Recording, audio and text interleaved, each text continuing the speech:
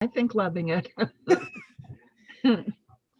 So I will let you know, full disclosure, we are recording this. So like we did for the last one at the end of October, Dr. Jen then posted the YouTube link up to the Timpany Center site. So I just want to let you know that we are recording. And that's the reason why, so that other clients at Timpany can enjoy the sessions as well. Cool. And I think we'll go ahead and get started. And if anybody else comes in, I will let them in.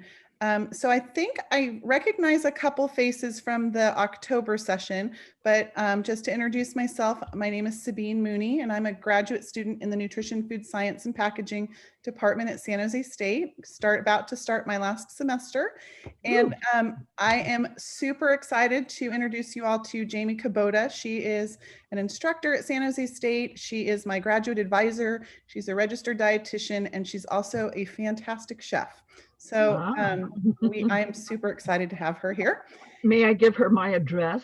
Well, I'll do you one better. At the very end of my slides, which we will share with all of you as well, is Jamie's email address as well as mine if you have questions.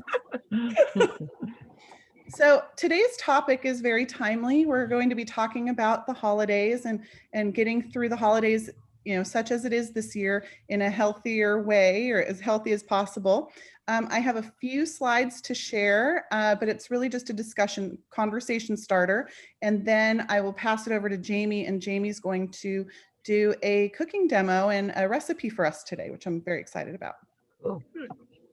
So give me just 1 second while I share my desktop.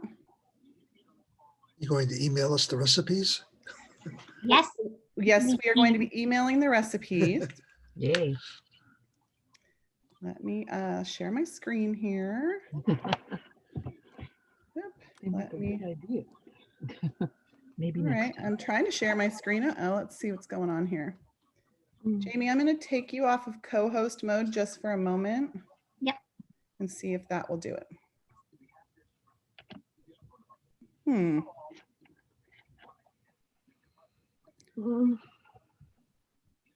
Okay. Let's try this. I'm not sure what's going on, but let's see if I can. Sabine, did you log on through SJSU? Yes. Or just click on the link? I logged in, so let me. Yeah, okay. If not, Jamie, I sent you the deck as well, and I can have you share it for whatever reason. I apologize. Just give me 1 moment, everybody. Let me make sure. Yeah, I'm signed in. Let me just make sure. Okay. Well, the first slide that I was going to talk to was talking about sharing holiday traditions, and then and if there's specific traditions or meals or foods or just activities that you do that without them, it would feel like a regular Christmas is on a Friday this year, or just a regular day. I would love to hear some of the activities or foods that you really make you feel like it is the holidays. Well, I make a breakfast every Christmas morning before the rest of the family gets up. Zero healthiness about it. It's an egg dish, cheese, cottage, you name it, it's in there. Yep. Delicious. And then a potato, shredded potato, again, cheese, sour cream, you know, yummy, but not calorie friendly. And the family looks forward to that every year. And so it would not be that special morning without this breakfast dish that you make. Not really. We really look forward to it. Look at us. No. But we're not going to do that this year. We have made a decision. No. Are you okay? Are you planning on making another special dish for the two of you this year? I haven't really thought about it, but probably, yeah. Good. It might be meatball casserole of all things. I don't know why that just popped into my head. Sounds delicious. Do you like that? Alan, would you like to share if any special foods or traditions that you have around the holidays that really make it feel like the holidays for you? Well, like for Hanukkah. Mm-hmm. Mm. Do you make the traditional latkes and applesauce and all of those delicious things? Uh-oh, I think Alan, you might be frozen. Oh, yeah. Kathy or Liz or Tu, would you like to share any of your traditions with us? Well, I always make red cabbage, Ooh, and we have a Danish sausage with the red cabbage, and then we have a rice pudding with the whole almond in it. Whoever gets the almond, that's the dessert. Whoever gets the almond gets a prize. So we always keep it until the very last moment. Whoever has the almond, they don't share. Ah, well, I like that tradition. That's a fun one. your slide just came up, I think. Yes, There thank go. you, Jamie. Got it. So Thank here you. we go. We're tag teaming today. Any adjustments that you all are thinking about making because of social distancing and staying safe and healthy this year? This house. Yeah, I know for us, we are already planning some Zoom sessions with my family that we would normally get together with, and we're trying to get creative, keep the magic for, I have two kids, as I've shared in previous sessions, and so we're trying to keep the Christmas magic alive, the holiday magic going for them. But like last weekend, we did cookie decorating over Zoom with some friends. So we're just trying to, maybe adjust our traditions a little bit. Jamie, if you don't mind going to the next slide for me. Sure. So these are a couple of my family traditions. My mom is from France, so that delicious bûche de Noël there is a traditional cake that she makes every year. And much like your breakfast dish, Gail, there is nothing, zero, anything about that dessert. It is a delicious rolled sponge cake with a coffee buttercream inside, and then obviously covered in chocolate. And that is something that as kids we would fight over the end pieces because Yes. they were covered in chocolate. And then my mom also does a really beautiful table every year, even when it's just she and my dad, or if it's just the four of us joining them. She really, that's what really is important for making it really feel like a holiday, is having a really nice, beautiful table. My husband is from Maryland, so we have seafood, and I can't get Maryland blue crab out here for him, but the Dungeness crab season is about to start, so Yes. just in time, and I'm very excited about that. And it's opening actually December 23rd. Mhm. Crab season will open December 23rd this year, so it's a little late. Yeah. It will be just in time for Christmas, but certainly New Year's. Yes. And so then the next few slides, just some strategies for getting us through the holidays. We can go to the next. Thank you, Jamie.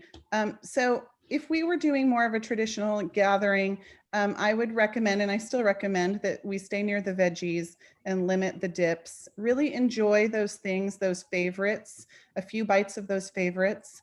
And then drink plenty of water. And on the next slide, you'll see suggestions on how to make it really festive. So bubbly water with slices of fruit, or I really liked this one with the raspberries and the mint, very festive. You could swap those with cranberries, some orange slices, a little bit of thyme, something just to make it very, just a little bit more festive. You could put grapes in your sparkling water. That's a fun way to do it as well. And that really makes it feel like it's a little more special. If you are not having any alcohol, this really feels like it's a festive treat. Yeah, Jamie. I will step in on that. So I tend to love sparkling water. It's one way that I keep myself drinking more water. I get tired of just plain water all the time, and I know everybody says hydrate, hydrate, hydrate, and it is so important. So I actually got one of those SodaStream machines. I got it several years ago, but it's my favorite thing in the whole world because I can make sparkling water.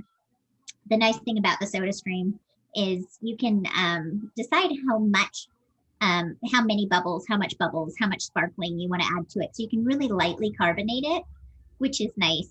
So you don't have to have it super carbonated. And we drink it just with a splash of juice or, some cut up fruit or other things in it. And it just,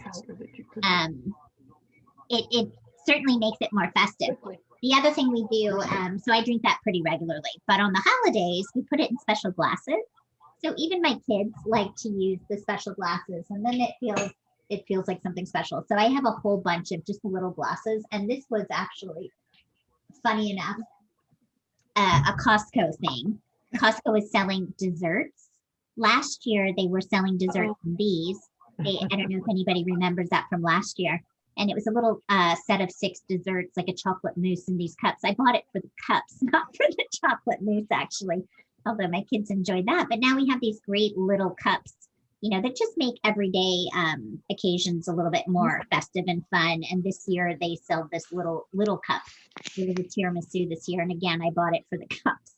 So we just have a couple sets of these little glasses that make things fun all year round. And the other thing about that is, they're little glasses. So if you do pour wine or you pour juice, you're getting a nice little serving, but you can still enjoy it, right? Yeah. Yeah, Gail. I have a question about Crystal Light. Stan likes those, but I'm not so sure about the chemicals and so on. I mean, he adds it to his water is what I'm trying to say. Yeah, I would say everything in moderation. So if that's going to keep you hydrating, then, do it. Maybe try, if you feel like you're relying on it a lot, maybe say every other glass, I'm going to do Crystal Light, and every other glass, I'm going to do water or something else, right? So Cool. Most things can fit in any diet unless you have specific health restrictions, right? So everything in moderation would be my answer to that. Thank you. Mhm. She hasn't been paying attention to what I'm doing. I haven't drank Crystal in months. It was a question in case you start again. I'm scared. No. Another fun thing, talking about drinks and things, and especially around the holidays, because there's a lot of fun drinks. You have to remember that you have to think about those as part of your whole diet. So just be mindful of portions, and it goes back to moderation. But all kinds of fun things come to mind for me. I'm thinking teas. There's a lot of really interesting teas out there, and there's some non-caffeinated ones like the apple cranberry tea. We like that one a lot. Yeah. And that's delicious hot. This time of year, it's really nice, it's kind of a hot treat. But it's also really nice as iced tea. So if you're thinking about, adding something in, those teas, black currant tea, even I have a pomegranate green tea that I do. Those are all delicious as iced tea as well. So that could be another fun thing to add in. Jamie, if you don't mind going to the next slide. Yes. I think you might have hit one of my strategies, but you skipped ahead. It's okay. So as I was suggesting with other things, your favorites, start with a small piece of your favorite dessert or whatever is your favorite on that holiday table and really enjoy it. Take your time. A lot of us have a lot of time on our hands right now. So enjoy it, take your time, really savor it. Echoing what Jamie just said, enjoy a festive cup of hot tea, maybe add a cinnamon stick, just something to kind of really just make it a little bit more fun, a little more special. Maybe there's a beautiful teacup or coffee cup.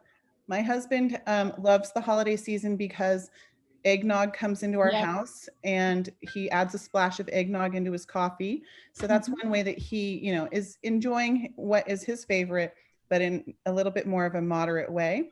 And then I would say, check in with yourself, really, just kind of assess how satisfied you feel. And if that one small piece or 2 cookies didn't quite hit it for you, then go back for a little bit more, but really just continuing to check in with yourself on your satisfaction level. These are times to be indulgent, but the holidays through the month of November, December, and January, there are only a few days of holidays. And I think we sometimes think that the whole 6-8 weeks is a festive indulgence. Mhm. All right.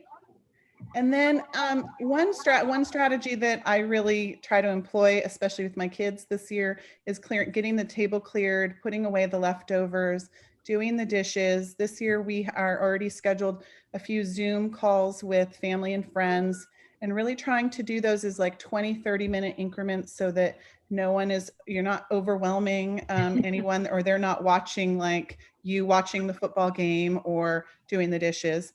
And then, trying different activities, board games, puzzles, favorite family movies. My husband loves the original It's a Wonderful Life, so I know that that's on cue. Putting that Christmas music or holiday music on, and then dancing or just some movement to kind of help us digest after a larger meal. And then I think I have one more, Jamie, with a couple more suggestions. So we talked about this, savoring each bite, really pacing ourselves, knowing that you're going to have a bigger meal or an indulgent meal. Don't skip the meals ahead of that, because going into an indulgent meal or a larger meal, already famished, you may tend to overeat. And then make sure you get your vegetables and your salad first. And then if you are going to be enjoying an alcoholic drink, alternate between water and alcohol so you stay hydrated. Alcohol can be dehydrating, as well as with alcohol, we loosen our choices, we loosen our self-restrictions on what we choose to eat. We might overindulge that way as well. So just staying hydrated will also help you feel full, kind of help that signal go from your belly to your brain that says, okay, I'm hitting saturation point. And then I think here is where I was going to pass it off to Jamie to do the cooking demo. So let me, Jamie, I think you don't need to, we're done Yep, sharing. let me stop the share for now.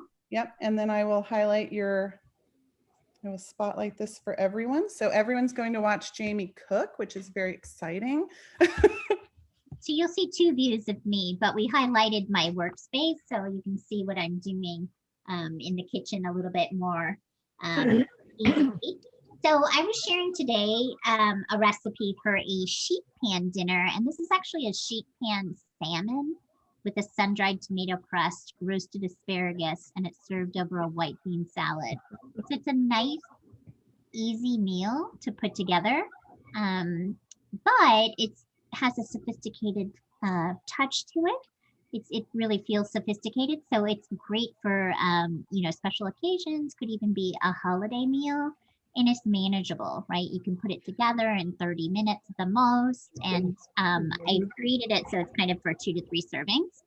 Easily double it if you've got more people there, or if you want some leftovers. So that said, we'll get started, and we will have the recipes. We'll be emailing you the recipe. This recipe and another sheet pan recipe that I put together, but that one was a little bit harder to do in a short demo. So I wanted to share something we could get for today. All right. I'm curious, what is the other one? So the other one is actually a roast, sorry, it's a turkey. It's like Thanksgiving on a sheet pan. So you cook a turkey breast over some dressing, and then it has sweet potatoes and green beans that are roasted on the sheet pan as well. So it's like a complete holiday dinner on one sheet pan. Oh. Yeah. So we'll share that recipe with you in case that's something that interests you as well. I have salmon today, and it actually looks really nice. I went to the grocery store this morning and picked this up, and it was on sale. So this was about $7 for this nice piece of salmon, and it is about a pound. It's a little over a pound, which actually is great because I'm going to cut it up into 4 servings, which is about 4 ounces of serving. And you'll see that they're actually really nice portions. I think that's where portion sizing is something that I'm always emphasizing. A lot of times in America, we have a problem with portion sizes, and we are eating larger portions than we need to. So here we go. This is salmon. It's just salmon with the skin on. I don't believe there's any pin bones. There's no pin bones left, so I don't have to worry about the bones, but those are pretty easy to take care of. So I'm just going to cut it into 4 portions with a sharp knife. And then I'll put this on my sheet pan. So I actually have, you'll see two cutting boards here, because I don't want to get my big cutting board that I'm going to cut my veggies and things on covered in salmon. So I just put a little cutting board on top of that. So I've got 4 pieces of salmon. That's a nice serving size. It's about 4 ounces. And that's what's recommended is 3 to 4 ounces of meat or fish. So let me pull this over. I'm going to just lay these onto my sheet pan here. And they still have the skin on them. And I actually prefer that because once these cook, I can just take a spatula and lift it right off of the skin and onto my plate. And then I'm going to throw away this foil anyway. So it makes it a lot easier once I'm ready to plate this. So there's my 4 pieces of salmon. I'm going to get rid of this and wash my hands. So give me 30 seconds. So that's actually a really great two very great safety tips, food safety tips that Jamie just showed us without even calling them out. The cutting board idea of putting a smaller cutting board so you avoid cross contamination. And then the other one is, I think we all know to wash we're well reminded to wash our hands, but between touching fish or poultry or meat, to make sure you wash your hands before you go on to the next parts of the recipe. So I wash my hands a lot, and in fact, I'm grabbing another knife as well. You could wash your knife in between, but I'm just going to grab another knife for the purpose of this. So I've got my salmon onto my sheet pan. Now I'm going to make the topping for that, and the topping for that is sun-dried tomatoes, which are I'm going to chop up really quickly. You can also do it in the food processor, but we're only making a small amount, so I can easily do this just on my cutting board. So I've got some sun-dried tomatoes. They come packed in oil, and I'm just going to chop them up with my knife here. And it called for about a 1/4 cup. So I'm just eyeballing it at this point. I'm going to take my knife and I'm going to just chop these up really as finely as I can with my knife. But you could just run this in the food processor as well. So it really doesn't matter if you don't get them really fine. They're still going to be fine. Jamie, if we can't find sun-dried tomatoes at the grocery store, do you have a suggestion? Could we use fresh in this case? You could. Well, it's not going to be quite the same flavor. You know what would be really good actually in place of sun-dried tomatoes, and I've done it as well, is olives. If you like olives, because it gives it a nice flavor. So there's a couple different things. I buy sun-dried tomatoes. This is just from Trader Joe's. It's just a jar. They come packed in oil. And so they last in your refrigerator for a long time. So you could buy it, use a few, and then put them into your refrigerator. And literally they can last you a year if you leave them in the fridge. There's other ways to buy sun-dried tomatoes. So they do come not packed in oil, but dried in a package like you buy dried fruit. And in that case, you just want to rehydrate them just a little bit. So you could put them under a little bit of hot water to soften them up. And then, drain the water out and chop them up like I'm doing. And they wouldn't have the oil and the herbs that these come packed in. So you might want to add a little bit of olive oil and a little bit of herb to get that nice flavor, but you could use that as well. And then one more way that sun-dried tomatoes come that's actually really convenient is they come in a tube. So you can buy tomato paste. In fact, I have it in my fridge here, so I'll just show you. You can buy tomato paste in a tube like this rather than in a can. And the nice thing about that is, usually when you use tomato paste, you're only using a tablespoon or, 2 tablespoons. You're not using a whole can's worth. Very often, most of the recipes call for a small amount. So when you buy it in the tube like this, you can just squeeze out what you need, put the top back on and keep it in your refrigerator, and you've got it for the next time. So that's one way that I like to buy my tomato paste. But they sell a sun-dried tomato paste like this. They sell an olive paste, so they might be harder to find. There's an anchovy paste. So if there's something that you're not cooking with a lot, then these little tubes can be really convenient. So you could look for the sun-dried tomato paste as well and get it that way. But I have done this with olives, and it's delicious, olives and capers. And even if you didn't have it, if you just want to put the breadcrumb topping on the top of this, also delicious. Okay. So here's my sun-dried tomatoes. That's going to get mixed together with my breadcrumbs. And I'm using panko breadcrumbs. They're just Japanese style breadcrumbs. You can use panko breadcrumbs. You can use any, regular breadcrumbs if that's what you have in your cabinet. So don't worry if you don't have panko. You can even use fresh breadcrumbs. So say you have a baguette or you have a loaf of bread, you can take a little bit of that, put it in the food processor and turn it into breadcrumbs and use fresh breadcrumbs. Just as delicious. So I'm just going to put this into my bowl here and mix it in with my sun-dried tomatoes. And this is going to become the topping for my salmon. My kids actually love the salmon. I do it not terribly often, but I oftentimes will make a big batch of these breadcrumbs. So here we're making just enough to go on the salmon today. But you could make up a bigger batch of these breadcrumbs and you can put it into your freezer. And then you just, when you are making salmon or other fish, that you can just pull it straight out of the freezer and top your salmon that way. So here we go with that. And so my sun-dried tomatoes, I had actually used a little bit of the oil that they came in another dish. So these are kind of dry. So I'm actually going to add in, see if I can pull it. I'm going to add in a little bit of the oil from the jar. So this is why they were a little bit on the dry side. But there's a lot of flavor in this oil, right? It's been marinating with those tomatoes and it's got herbs and some garlic in it. So there's a lot of flavor in it. So I'm going to pull some of that.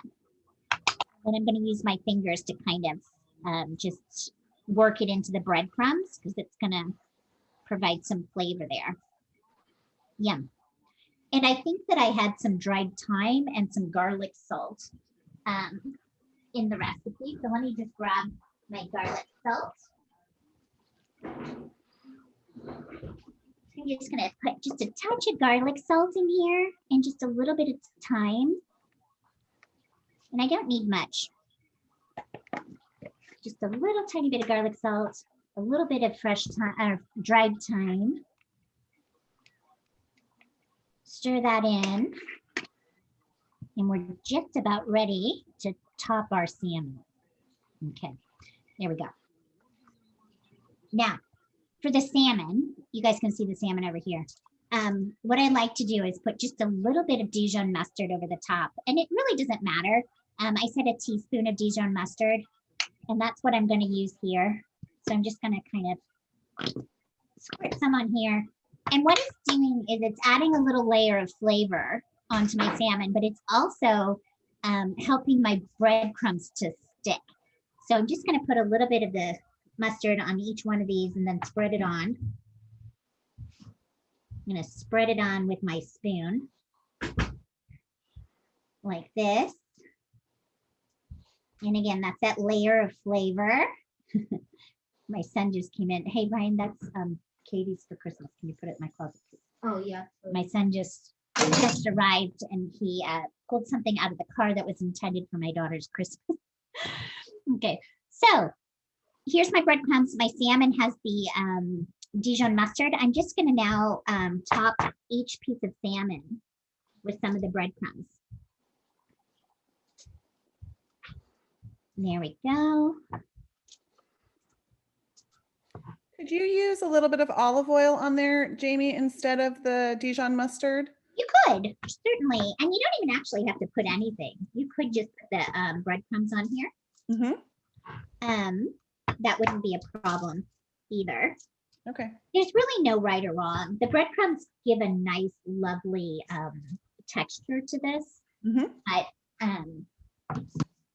And the Dijon mustard flavor, but it's also helping this to stick. But you know, if you don't have it or you don't like mustard, you could certainly skip it, not a problem. So that's ready. Now, the other part of this sheet pan is going to be my asparagus. So the nice thing about salmon, so salmon is about 1 inch thick. Fish, it's kind of a rule of thumb. You can roast fish in a 400-degree oven, and for every inch of thickness that you have, it takes about 10 minutes. So I've got nice pieces of salmon, and that's for an individual piece of salmon. If you have a whole side of salmon, if I'm putting like a whole side of salmon, it's obviously going to take longer. But for individual portions, 10 minutes at 400 is usually perfect for about 1 inch of thickness. The same thing with asparagus. Asparagus roasts in the oven, 10 minutes, it's perfect. So these two go really well together. And I already rinsed this. I'm just going to cut it off. So with asparagus, there's a couple of things you can do. You can take the asparagus and you can snap it and wherever it's fine. I usually just tend to cut it. And these are really thin asparagus, so I don't really need to do anything else. I've already rinsed it, but if these were thicker I might peel it. So I'll show you what I mean by that. But because these are so thin, I don't really need to do anything else. These are ready to go onto my sheet pan. And I'm just going to lay them out on my sheet pan. This may be more than I needed, but I'm going to go ahead and roast it all off.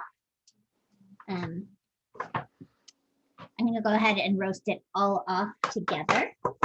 So what I was saying about asparagus is, you know, when it's nice and thin like this, these are really, really thin, but that's all they had at the market today.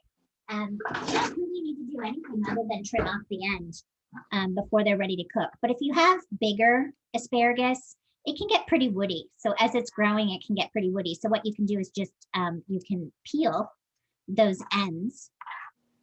And this is even so, so thin, it's hard for me to even peel. So I don't need to, but just if you did have bigger asparagus, that's how you can treat the ends of it. So that's ready to go. And all I'm going to do is drizzle that with a bit of olive oil. And I'm actually using avocado oil today because that's what I have. I'm just going to drizzle just like, it's like a teaspoon of oil. That's all over the top of that. And then I'm just going to kind of mix it up so that it gets coated across the board, and then just spread it out the best I can in an even layer. There's a few extra, so it's not exactly a single layer, but it's pretty good. And then I'm going to sprinkle that with just a touch of salt. Let me dry my hands. I'm going to sprinkle that with just a touch of salt. And just a little extra salt because we're not too salt sensitive, but you wouldn't have to add that if you're worrying about your salt, you wouldn't have to add that. And this is going to go into the oven. So here I've got my salmon with my sun-dried tomato crust, and I've got my asparagus. It's going to go into the oven for 10 minutes. I'll throw that in the oven and we'll make our salad that goes with it. Are you using kosher salt or table salt? Kosher salt. You know, as a trained chef, I have been using kosher salt now since I went to culinary school, and it's my preference. I'll tell you what though, it's depending on the brand of kosher salt, it actually can be lower in sodium, and not just lower, but much lower in sodium than table salt. So it is worth looking into. I use the Red Diamond, and for a quarter teaspoon of kosher salt, it's 280 milligrams of sodium versus Morton's table salt is 560 milligrams of sodium. So it's less than half the sodium when you make that switch to kosher salt. There are brands of kosher salt that are a little bit higher. They're still usually lower than table salt. So you have to look at your kosher salt to find the sodium level. But kosher salt's a good option if you're trying to reduce your sodium levels for sure. Anybody else have any salt or sodium questions or comments? No? Okay, so we'll move on to our salad, which is actually quite easy, but it's really delicious and goes really nicely with this salmon dish as well. And it is white beans, and I'm using canned white beans, and I got the low sodium canned white beans. You can make white beans if you have dried white beans, you can do that as well. So that's going to go into my bowl, and that's ready for me. I'm going to make up my marinade, and that is a combination of tomato juice, balsamic vinegar, and a touch of oil. Hey guys, we're all home together, so my kids are here. Sorry, They're your sous chefs. They are my sous chefs. So here we go. Let me get a cup measure for it. Actually, my kids are usually very helpful, so it's awful nice. And this is a quarter cup of tomato juice. Here we go. And then it's going to be 2 tablespoons of balsamic. So I could do tablespoons, but I know that that's going to be half of a quarter cup is going to be my 2 tablespoons. So I'm just going to use my same cup measure so I don't dirty another dish. Here's my balsamic. So if you don't have balsamic, so balsamic is really nice in this. It just adds that nice flavor to it. You could do red wine vinegar or white wine vinegar, not a problem. You're just looking for some acidity, essentially. And then a little bit of oil. And this calls for 2 tablespoons of oil. So this is making the dressing for my beans. Here we go. And then Sabine and I were talking about this. The tomato juice is actually really high in sodium. So they do sell a low sodium one, and you can certainly get that. I'm probably not going to need to add any salt here because I've already got the sodium from my tomato juice. So this gets mixed up, and you would then taste it for salt and pepper. I'm going to add some pepper in for sure, and then I'm going to taste it before I add any salt. I may not need any salt. Here we go. I want to get it nice and mixed up though. And you know what will actually help to emulsify this is just a touch of, this isn't in the recipe, but we can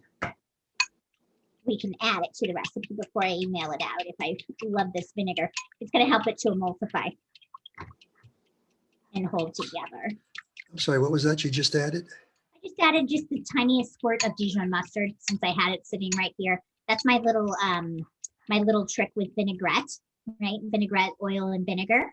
Add just a touch of mustard. It helps it to bring it together, helps it to emulsify longer. Voila. I am not going to add any more sodium to that, any more salt. After I dress the beans, I can taste it again. So there's my marinade. I'm going to go ahead and put that over my beans and allow them to start marinating while I get my veggies ready. So those are going to marinate. So you could do this part ahead, right? If you're going to have dinner tonight, you can marinate your beans earlier in the day. You can certainly eat them right after you dress them, but they're even better when they sit a little bit. So that's going to sit, and I'm going to saute off a few vegetables to go in with that. And so for that, I'm going to do, I called for red onion, and I have a shallot here, which is essentially another form of a red onion, right? So I'm going to cut up some shallots, just like I would do red onion. You could do any onion. So if you don't have red onion and you wanted to do a regular onion, you certainly could. So I'm going to just peel this, get that outer layer off, and then I'll cut up my shallot, and I'm going to cut up a little red pepper and saute that off, and it's going to go in with my beans as well. So the way I cut an onion, a shallot, is very much like I would cut an onion, right? I would have cut my onion, cut off the end, cut off just the tip of the roots there, so it's still holding it together. Cut it in half, but this has already got a nice flat side, so I don't need to do that. And then lay it on that cut half. And then I'm going to cut in, make cuts perpendicular. So I'm going to cut this way first. And because I want this pretty fine, I'm going to make my cuts pretty close together. Then I'll turn it and I'll go in the opposite direction or perpendicular to that to get my dice. So here we go, one direction. And then I turn it, and I'm going to go the opposite or perpendicular to get my diced onion. And that's about a quarter cup. Might be a little bit more, but I like a lot of onion in the salad. And then I'm going to cut up a little pepper. So let me just give this a quick rinse here. Should have done that earlier, sorry. I'll show you my pepper method. So this is my pepper method. Every chef has their own method of cutting peppers. So I cut the top and the bottom off. So first I cut the bottom off. Now I've got a piece there. And then I cut the top off, but I cut around the top and not all the way through. Just cutting through the flesh. And then I pull that top off. And I've got another piece to work with or to nibble on. And then I'm going to open up my pepper and pull out the seeds. So there we go. This is going to go into the compost, and you can see there's really nothing usable on there. I've just pulled out the top and the seeds that can go into the compost. And I've got this nice piece of pepper that I can work with. And I don't need all of it. So I'm going to set this aside because I can use that in another recipe. And I'm going to cut up this strip to go in this recipe today. And all I'm doing is cutting it into strips that then I'll turn around and I'll cut perpendicular to that again, like my onion, to get my dice. And those I'm going to saute off together to go with my beans. Jamie, do you put the asparagus ends that I see over there? Do you put those in the compost, or do you save them for stock or something like that? You know, you could save them for stock. I have to say, I'm not making a lot of stock right now. Maybe over the Christmas holidays. We were super busy this semester with online learning, so I have not been. So it's going to go into my compost today, but that's a good point. Okay. There's a lot of little things here, right? I've got this part of a shallot. You know, I've got the time after this, so I'll probably go ahead and cut that up and put it in the refrigerator, and then it's like meal prepping. I've got it ready to go later. I've got these nice little pieces of pepper. I'm going to put those into a baggie, and these can be something that either we snack on or they go into another recipe, right? But I am very much a fan of my son's asking for it. So my son's I'm very much a fan of cutting twice, or cutting once, cooking twice, right? So a lot of times, particularly if you're cooking for 1 or 2 people or even a small family, you don't necessarily need a whole onion. But if you're going to dirty your cutting board, you might as well cut the whole onion, use what you're going to use, bag up the rest, and you've got it already prepped and ready to go. And it makes cooking later much easier. So this is going to get set aside because I can use that later. And here's what I'm going to saute off. I'm going to put a skillet on them. So, and I just actually, I'm turning that on, heating it up a little bit. I'm just going to cook these for like 2 to 3 minutes just to soften them up a little bit. I don't need to fully cook them because the texture in the salad is really nice. It takes the bite off of that raw onion and the pepper, but I don't necessarily need to cook it all the way down either. So it's just going to be a quick saute in my skillet, and then I'm going to add those into the beans. I did hear my timer. So the salmon and the asparagus are coming out in just a minute. So we're really putting this together quickly. There it is. So my timer went off. I'm gonna leave it in. So my recipe says 12 minutes. I'm gonna leave it in for 1 to 2 more minutes. And then we'll pull it out and it should be ready and good to go. So I'm putting about, a teaspoon of oil into my skillet. So you see me here. This is my cutting board and my counter.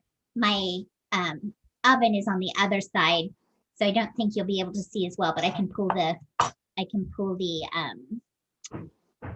camera over if we need it. I'm going to add in my onions, and my shallots, and my.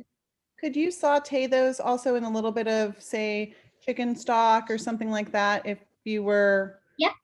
Okay. And I'm using a nonstick skillet, so I don't need much oil at all.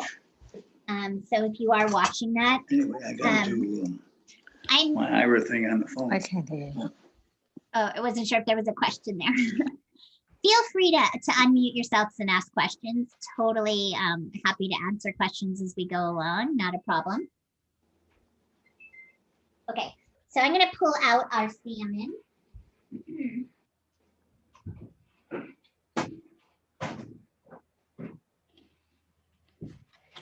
Pull out our salmon. Here we go. So our salmon and our asparagus are done. As soon as our white bean salad is ready, I'll plate this up and show you how this goes. So I'm gonna let our veggies cook for just like 2 to 3 minutes, and then we'll be able to add those in. Okay. Yeah. And what other bean options could you use? I know you said you used white beans in there. Could you do garbanzo or chickpeas or kidney beans? You could use any beans. I would suggest trying the white beans one time if you have them. If you've got other beans in your cabinet, then any bean would work. I think cannellini beans are nice. I oftentimes do this with dried beans, so I cook off some dried beans, and then I will marinate them in a dressing like this. So I like this dressing. It's got a nice flavor to it, but you can also do vinaigrette. Say you've got a bottle of vinaigrette or Italian dressing in your refrigerator and you use that on salads, you could certainly use that here and skip the step if you don't have the ingredients on hand. It's essentially you're dressing them in a vinaigrette. And this one just happens to be made with tomato juice and balsamic, but you can choose and play with that and change up the flavor as well if you want. I actually used to use this particular recipe when I was catering a lot more. So I worked as a private chef. I catered dinners. I liked this one because these white beans can be made ahead and they last. They actually get better if they're made ahead. So that's really nice. It's really flavorful and it's actually, really easy to put together. The salmon, you can make the breadcrumb topping ahead of time as well. And so you could portion out that sheet pan if you've got room in your refrigerator. You could put your salmon, you could put your asparagus on your sheet pan, make your breadcrumb topping separately, put it in the refrigerator or the freezer. And then when you're ready to have dinner, 10 minutes before you're ready to have dinner, you've got your preheated oven, put your breadcrumb topping on, throw it in, and you can pull it out just in time for dinner. So it's a nice one that you can actually do a lot of the work ahead of time, but it comes together so quickly that you can put it together in 20, 30 minutes also.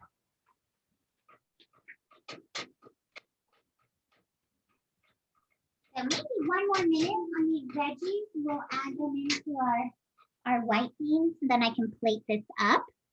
And the recipe would also work. You could swap that asparagus with green beans or another easy. You could. So the thing about the asparagus is the asparagus cooks in about the same time as that salmon does. So that's why it's a nice partner to salmon on a sheet pan dinner. If you're going to do green beans, they take longer in the oven to roast, as does broccoli. So broccoli, depending on how you cut it, usually takes, 15, 20 minutes to roast in the oven, and green beans take 20 to 25 minutes. What you could do is you can start those veggies ahead of time. So put those in, and then about 10 minutes before you think those are going to be ready, pull your sheet pan out, put your salmon on, and then put the whole tray back in, and you can still cook it together on one tray. The sheet pan dinners are nice when you can find things that go together that cook in the same amount of time. But if not, then you just coordinate, decide when each part needs to go in, pull the tray out, and add the parts in as they will cook, right? I don't know if anybody's been hearing that term, sheet pan dinners. It's kind of one of those kind of trendy things that's been going around the last year or two, because it does make cooking convenient when you can put everything onto one tray, put it in the oven, pull it out, and have a full meal ready to go, right? So I've been doing a lot of sheet pan dinners lately, and I tell you, they really help get dinner on the table. And oftentimes there's some leftovers, so they can mean that not only are you getting dinner on the table, but you've got lunch or another dinner ready to go for later in the week.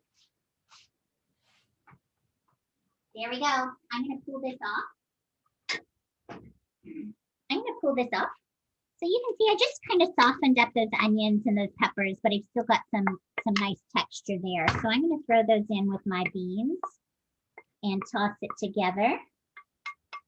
One thing I sometimes do is I add some spinach in here, and I just wilt it, barely wilt it, but I have spinach and I forgot to get it at the market, so I'm going to leave the spinach out. But I've got my asparagus, so I've got a nice green veggie on my plate anyway. So there we go. There's my white beans. Let me just plate up a portion of this so you see what the plate looks like. And I like to use white plates. So this is a dinner plate. I would say it's a 10-inch plate. I actually prefer smaller plates, but this is what I have in my cabinet at the moment. And I'm going to do a portion of these black beans, these marinated beans down. And that's a good, probably 3/4 of a cup of beans right there. But that's going to be kind of my starch and veg at the same time. And now I'm going to put my salmon on. Let me pull the salmon over so you can see just how easily this comes off of the skin, which is one of the nice reasons to leave it on the skin. So here you go. I think you can see that perfect. So I'm just going to take my spatula and I'm just going to run it right underneath the piece of salmon, right along. And I've left my skin there, and I've got my salmon, and I can place that right on the top of my bean salad. And then I'm going to take some asparagus and add that to the plate.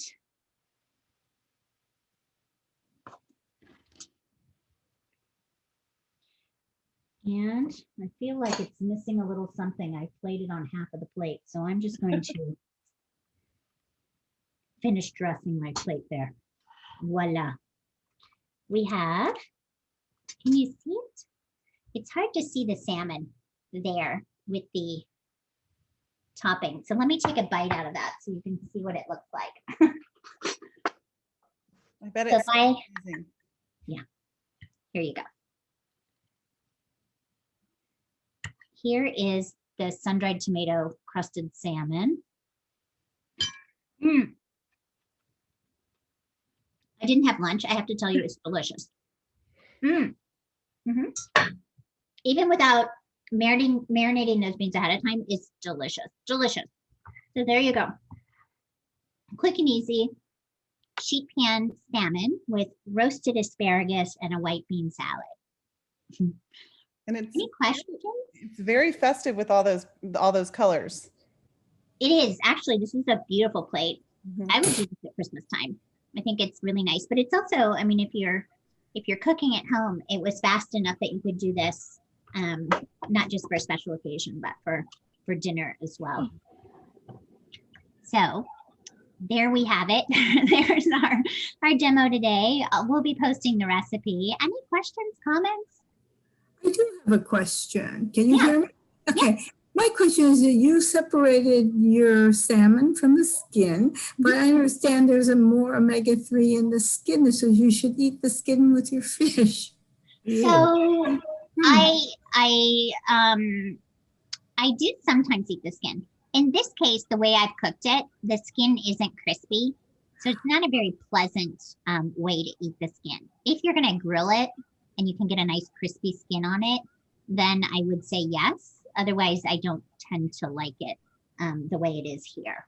A lot of the omega-3s are actually, so if you look at the salmon, there's that nice little layer of kind of gray fish at the bottom. Yes. There's going to be a lot of the omega-3s in there. So as long as you're eating salmon, and the recommendation is that you eat seafood twice a week. If you eat seafood twice a week, you're likely getting your omega-3s. You're likely getting sufficient omega-3s. If not, you might consider a fish oil supplement. We do have to be careful about the types of seafood that we eat because of mercury contamination issues. If you do like seafood and you're eating it regularly, you can follow the Monterey Bay Watch Aquarium. They have the fish wash list, and so you can choose from there. And they're going to be lower in mercury, and also fish that are Sustainably raised. Caught or raised if they're farm raised. The vitamins. We tend to, we have both. So my kids and I eat seafood. My husband is a vegan, so he's not eating seafood, but the kids and I like seafood. We love salmon. I wouldn't say that we're very good. We don't, during the pandemic, because I'm not shopping as much, I'm not buying seafood as often, unfortunately. And my son takes these Ultimate Omega. He had a concussion, and so this is a couple of concussions. Oh my God. So this is one of the things that was recommended for him. It's protective. But anybody who's not eating seafood regularly, there's the option to take a supplement. So, you hear in the background, people used to take cod liver oil. Oh, my mom used to make me eat cod liver. Well, it's fish oil, right? So we know that it's healthy. And now there's a lot of different options available that maybe taste a little bit better than drinking that cod liver oil. But if you can manage it and you can get to the store, eating seafood like this is going to be another good option. Thank you. You're welcome. We've got all kinds of versions. Jamie, if there were leftovers with that platter, how long, because this kind of segues into the last topic, which was around food safe storage. How long would you say that you could safely keep that salmon in the refrigerator after it's cooked? So if I made more than we were going to eat, what I would do is as soon as it's cool, I would put it into a Tupperware and put it into the refrigerator. And with fish or meat, I say leftovers go a little bit more quickly. So with fish, I would eat it within 2 to 3 days. Mhm. So you could eat it the next day or even the day after that, it would be totally fine. Another thing about this particular salmon and many fish, but this one in particular, the flavors go nicely in a little salmon salad. So if you wanted to take that extra salmon, cool it down, and then break it up in a bowl and add a little bit of dressing to it, a little mayonnaise, you could turn it into a nice salmon salad that would be delicious on a sandwich, for example, or with some crackers. So that'd be a nice way to have those leftovers, but it actually reheats pretty well. So this is a nice one that you could certainly have those leftovers. The beans and the asparagus, you could leave in the refrigerator for 4 to 5 days. So you could turn those into another meal or snack later on. You could actually cut the asparagus up.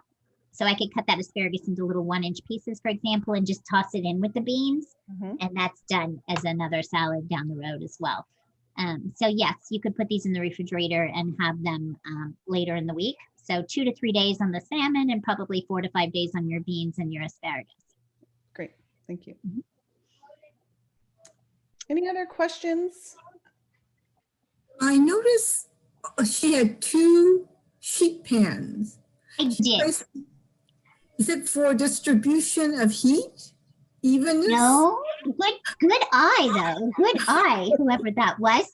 I can't see who's talking right now, but good eye. I did have 2 sheet pans only because in these demos, I tend to get out, I try to get things out that I need ahead of time. And so I had 2 trays out and I just happened to put them both in the oven. But you wouldn't need to. 1 tray is plenty. Okay, terrific. I had And if, noticed that too. by chance, if we didn't get the other recipes, and you said that the videos for the other the other presentations would be on the website at Timpany, can you also send those other recipes to us as you're emailing these? We can. For Okay. sure. The last session, for those of you that didn't attend at the end of October, it was all about hydration, and I did not demo or share any recipes. So the video is posted. There's a YouTube link on the Timpany site, but we can make sure that those links get back out to you with this collection. And after that, we did 2 demos. We had some community nutrition students that came on and did demos.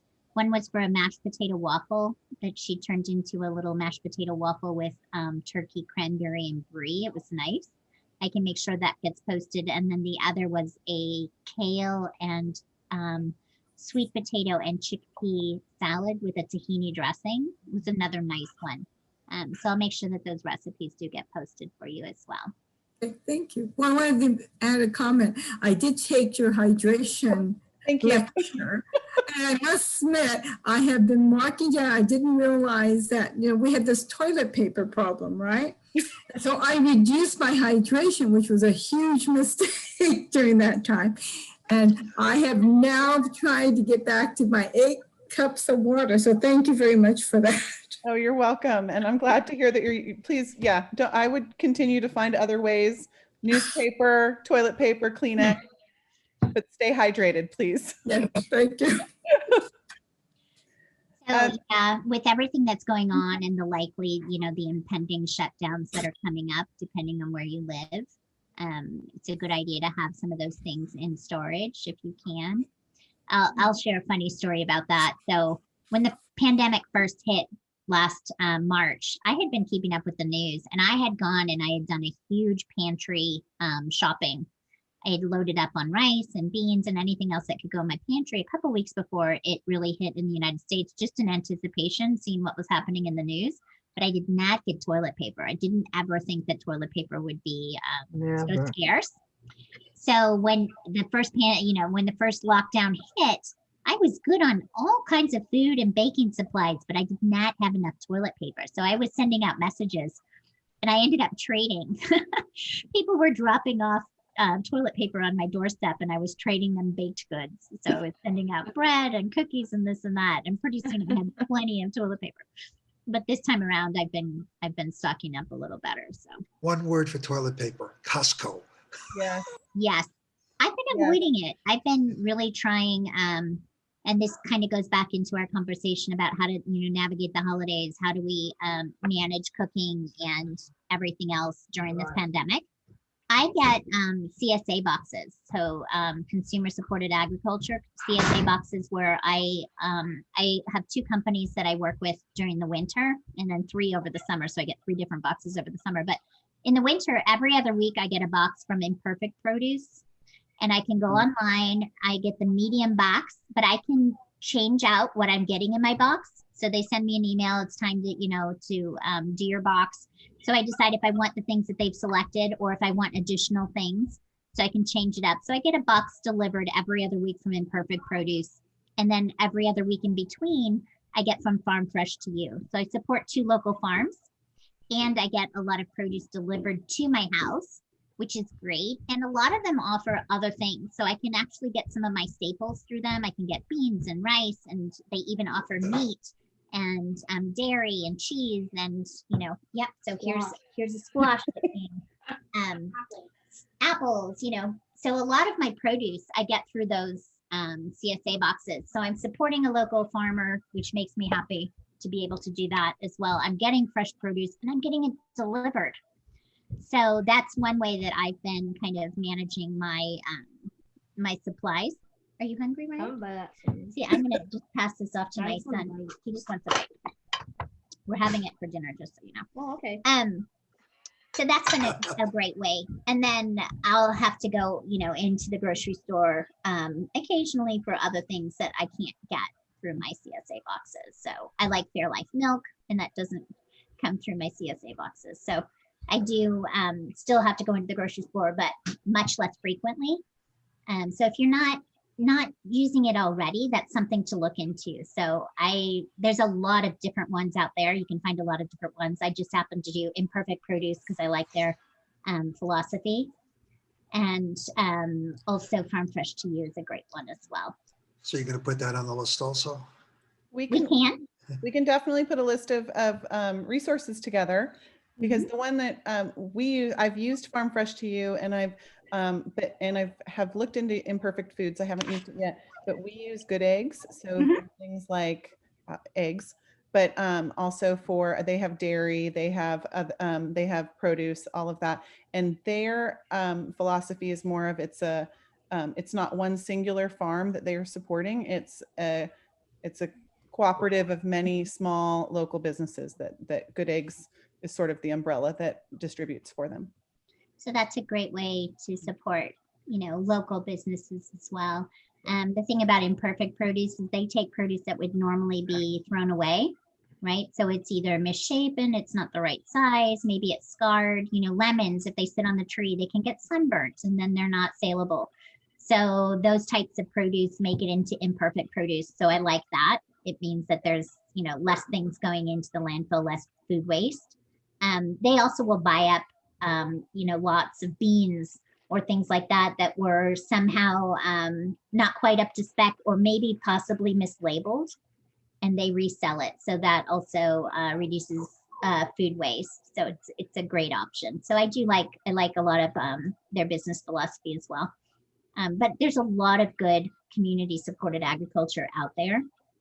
So just find one that's convenient, or maybe that drops in your neighborhood. It used to be what they would do is they would find somebody in a neighborhood who would host, and they would deliver all the boxes there. And so you would just, if it was Thursdays, on Thursday, you'd go over to that person's house.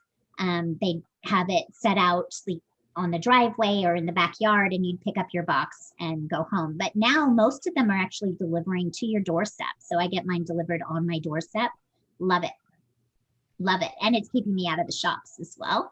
I do miss that. I'm a chef, I'm a cook. I like to go in, I like to grocery shop. So I do miss that part of it. But certainly with the COVID and everything else happening, I'm trying to minimize my shopping and stay home as much as I can, like all of us should be.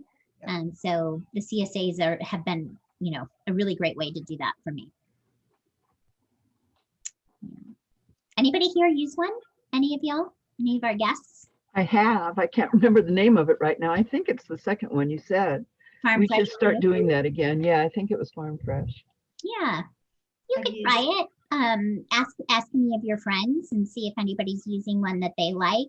I think they're all pretty good. So it's hard to go wrong with any of them. And if you ever have a problem with any of the produce that they send, you can always call them and they take it off your bill. They're very friendly folks. Yes. Yeah. Yeah, I love- we end up sharing our box with my parents because I'm keeping them out of the grocery store also. Yeah. And if it's something that's maybe a little bit unusual that my kids turn their nose up to, it usually goes to grandma and grandpa, and my mom happily does something with it. You know, we're kind of on that way too. But I also am able to find some really fun, interesting things. So like 2 weeks ago, I think I got pink lemons and got those in, and we opened one up. It's beautiful. It's pink inside. It looks like, you know, pink lemonade. It's really fun. I've gotten finger limes. I've gotten some other really interesting produce through our CSA boxes. So they have, you know, all your standards, your onions, your carrots, your celery, all the standard vegetables that you might need, but they also have some interesting things. And they usually have some good seasonal produce. So it's a great way to get seasonal produce as well. So it's I highly recommend looking into it if you're not using it already. One other thing before we jump off, I just have a comment on another thing to get through the holidays. And I did this for Thanksgiving, is if you've got somebody nearby that maybe you would have spent the holiday with, or maybe another friend nearby who's not going to be visiting with family this year as well. I think a lot of us are going to be at home on our own. What I did over Thanksgiving is I had planned to have Thanksgiving with a friend, another family. We were going to have Thanksgiving together. And as things started looking worse, COVID related, we had a conversation and decided we weren't going to do in person. It just didn't make a lot of sense to put our two households together. So what we did is we divvied up the cooking. So she made the turkey and she made sweet potatoes. I did the dressing and homemade rolls and pies. And I ended up dropping off at her house. So I dropped off food to her. And then I picked up some turkey and gravy and sweet potatoes and brought it home. So we ended up swapping. We each had a really lovely meal and we had like half the work. So it was actually really, really nice. So that's another thing you could consider. If you've got somebody nearby that you would have spent the holidays with, maybe you all can divvy up the meal and drop to each other's doorsteps and then enjoy the meal and have a nice phone call or a Zoom later. It's not the same, but it certainly was still really nice. And on my end, it made my day a lot more restful. So I really appreciated it. Good idea. Yeah. So it's not just for the holidays. You can food swap anytime. Anytime. Anytime. Well, any other questions out there? Any other comments on what we did today or anything else? It's kind of late to ask a question about this, but since you asked, can you suggest a way to get the scales off of the fish skin? Yes. Without splattering the whole kitchen, which is what usually happens. Yes. So a couple of things. If you do want to eat that fish skin. Yeah, you want to get the scales off. So usually what happens, it's already on here and I can't get it off of my sheet tray to show you, but you would turn it over so the skin side is up, and then you take your knife, like a big chef's knife like this or a big knife, and you rub it. And what you want to do is not go too fast, right? If you rub it kind of slowly, you should be able to pull those scales off and then rinse them down the sink or into the trash, right? So that's one way to do it. It is a little bit messy. I mean, there's no way not to get messy. Another thing you could do, depends on where you buy your fish, but if you go to a nice market or a butcher, right? If you go to a real butcher, or if you go to a market that has a butcher there, like, you know, Drager's, Bianchini's, there's a couple of markets that have really nice butchers. You could ask them to do it for you. Right, not this month, this year, Yeah. but Yeah. in normal. They don't usually offer that service, but if you ask them, they'll do it, Yeah. right? Right. When you're using the knife, that's the technique I use, and I assume that I'm going in the correct direction. I'm going what I would call against the grain. Yep. Okay. And Exactly. it's just a matter of maybe I'm going too quickly. Yeah, I mean, if you go quickly, they come off nicely, but they do go flying. Yeah. Okay. All right. Thanks. Yeah, I would, you know, if you're gonna do that, do try the nice butchers. You're gonna pay for it. You pay for the service, you pay, but you know, the quality of fish is usually quite good. So that's They're certainly not an really option. going into stores these. Yeah, I know. I hear you. Yeah. I don't eat fish, so all this sounds so gross to me. Sorry. Well, you know what? You can do this white bean salad. You can do this white bean salad with a little roasted chicken. Even if you wanted to go get a rotisserie chicken, cut that up, serve that with your roasted asparagus and this white bean salad. It would be delicious. Yeah. Thank you very much. This was welcome. very good. You're welcome. Anything you guys would like to see coming up in the new year? So Sabine and I were going to keep this conversations going, keep these workshops going, and we'd love to hear from you what you would like to hear about, what you would like to see, any recipes that you would like us to demo if we can, but particularly any topics that you would like covered nutrition-wise. How about baking using whole grains? Sure. Vegetarian dishes. Vegetarian. Yeah. Sabine's writing these down. Okay. Yeah. Her favorite food, meat, is a hot dog. Ah, true. Not my favorite, but I do love hot dogs. All beef. We've been doing my kids, you know, my kids never ate hot dogs growing up. It was one of those things I didn't cook a lot of hot dogs when they were little, and so they didn't grow up with them, so it's not really one of their things. But I did buy some the other day because my son had a chili dog once when he was at camp and loved it. So I did get some hot dogs the other day, but they actually prefer to have like a chicken sausage instead of a hot dog. They like a chicken sausage in a bun. You might try that. See if it gives you that same feel. I'm seeing Gail shaking her head. Nope, nope. And if it's got to be the hot dog, then enjoy that hot dog. Enjoy the hot dog. Especially Costco hot dog. Oh yeah. Yeah, the all beef quarter-pound hot dog at Costco is a pretty good thing. Oh, It's the only place you can get a hot dog with sauerkraut. I love the sauerkraut. Exactly. And you know, that's the key is where can you sneak in those veggies? Sauerkraut, it's a nice fermented veggie, really healthy, right? So ask for 2 of those little sauerkraut things, load it up. Yeah. The digestive system. Yeah. Excellent for your digestive system. Exactly. So we'll be doing our next workshop in mid-January. I know Dr. Jen over at Timpany will post our schedule and our topics for the next few months, and we will get the Jamie's recipe, as well as we'll put together a resource list with some of the CSAs and some of the other things that we talked about today, as well as some of the food storage and safety slides that we highlighted, but we talked about them. So thank you all very much. Great. yeah. So much. Thank you. Thank you. Thank Enjoy your you. Happy holidays, everybody. Yes. Thank Merry you. Thank you. Christmas. Have a Thanks, wonderful everyone. Thank you. Bye. Thank you. Bye-bye. Bye-bye. Take care. Okay. Yay. Well, we had a nice little group on. Yeah. All righty. I think we can stop the recording too. Yes, let me stop.